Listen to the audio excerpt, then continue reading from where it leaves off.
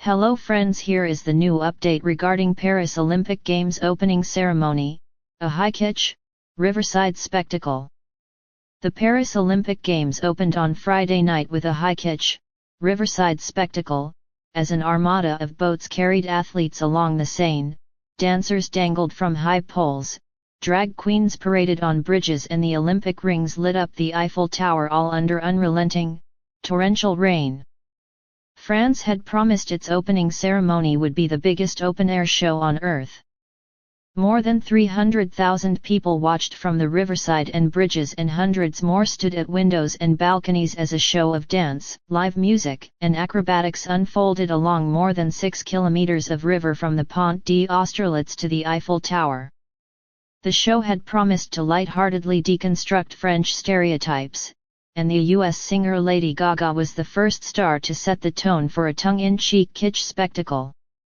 She appeared from a giant golden staircase on the edge of the Seine, surrounded by pink pom-poms and giant pink feather fans, for a high-kicking cabaret performance of France's famous 1960s music hall number Monday Truc en Plumes by Zizi Jean Meyer.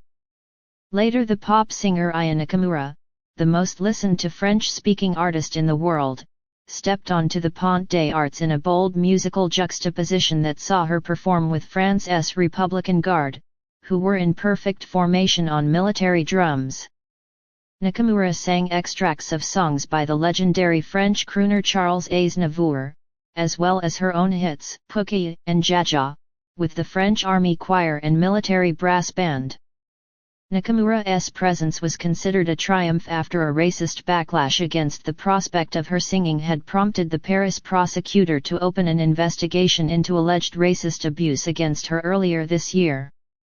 Some on the French far right, which was held back from taking power by a massive surge of tactical voting in the recent snap parliament election, had complained earlier this year that Nakamura, who grew up in the Paris suburbs, was not French enough to perform. Paris's rain-soaked river party was the first time the opening ceremony of the world's biggest sporting event had taken place outside a stadium, with athletes parading not around an athletics track but in a flotilla of boats. But the outdoor ceremony, once described by Emmanuel Macron as a crazy idea that must be made real, had to overcome obstacles. First, a series of sabotage attacks on the high-speed TGV rail network caused travel chaos across France hours before the ceremony began. Then came a weather nightmare. Instead of the soft summer evening light that directors had hoped for, there was a deluge as the skies opened with such relentless rain that weather forecasters said it was the equivalent of 15 days rainfall in 6 hours. Lady Gaga and dancers performed before the opening ceremony of the Olympic Games in Paris. Rain thoroughly soaked athletes and spectators, many of whom were outside with no cover for the entire show, which lasted almost 4 hours. Even some dignitaries temporarily left their seats in the tribune at Trocadero after getting drenched. But it was all about determination in the face of adversity.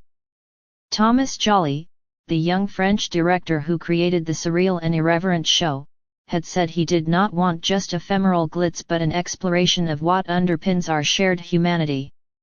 He said he chose the Seine for its power to heal from tragedies such as Paris's 2015 terrorist attacks, as well as the 2019 fire at Notre Dame.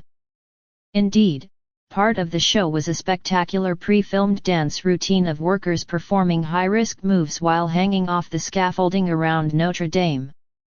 The evening began with 6,800 athletes bussed from the Olympic Village to Pont d'Austerlitz in the east of the city, where the French military guarded them as they climbed onto boats. Greece's boat set out first, in the Olympic tradition, followed by the Olympic refugee team. Then other nations sailed down the river on 85 boats. The Ukrainian delegation received a massive ovation from the crowd on the riverside. Not since the time of Louis XV has a ceremony seen a formation of boats sailing the same direction down the Seine, and it was cheered on by people hanging from windows.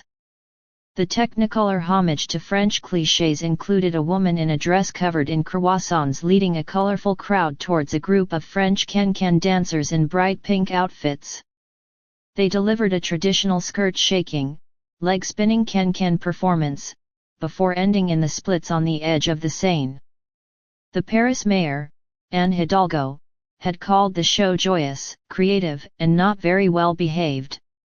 In a nod to the sheeting rain, hundreds of dancers splashed in a synchronized dance routine through troughs of water in a dramatic show on the Isle de la Cité, near Notre Dame. Dancers dressed as hotel bellboys then performed acrobatics on a bridge after transporting Louis Vuitton suitcases, the obligatory nod to sponsors. France's biggest death metal band, Gojira, performed amid shooting flames with the lyric singer Marina Viotti, and dancers swung from poles over the Pont Neuf. Axel Saint-Cyril, a French mezzo-soprano from Guadeloupe, sang a new arrangement of the French national anthem, La Marseillaise, draped in the tricolour flag on the glass roof of the Grand Palais. All this time a mysterious, faceless figure was darting across the rooftops of the city with the Olympic flame. At least 1 billion viewers were watching on TV and social media, and the filmed segments were just as important as the live performance, with France's former football star Zinedine Zidane kicking off by carrying the Olympic flame through a film set of kitsch 1960s café terraces onto a metro train. He arrived to cheers at the Trocadero. The show, which culminated at the Eiffel Tower, took place amid an unprecedented security operation in the city, with 45,000 police officers and thousands of soldiers. Tony Estanguet, the three-time Olympic canoe champion who is the Paris Olympics chief organizer, told the athletes, "Welcome to your moment in history, live it and love it." At the end, Charles Coste, the oldest French Olympic champion at 100, took the flame from his wheelchair, then passed it on to French judo great Teddy Riner and sprinter Marie-José Parique. They lit a cauldron attached to a giant balloon, before Celine Dion sang Edith Piaf's Hymn to Love, in her first public performance in years, drawing huge cheers from the crowd. Thanks for watching our video. Please hit the like button and subscribe the channel.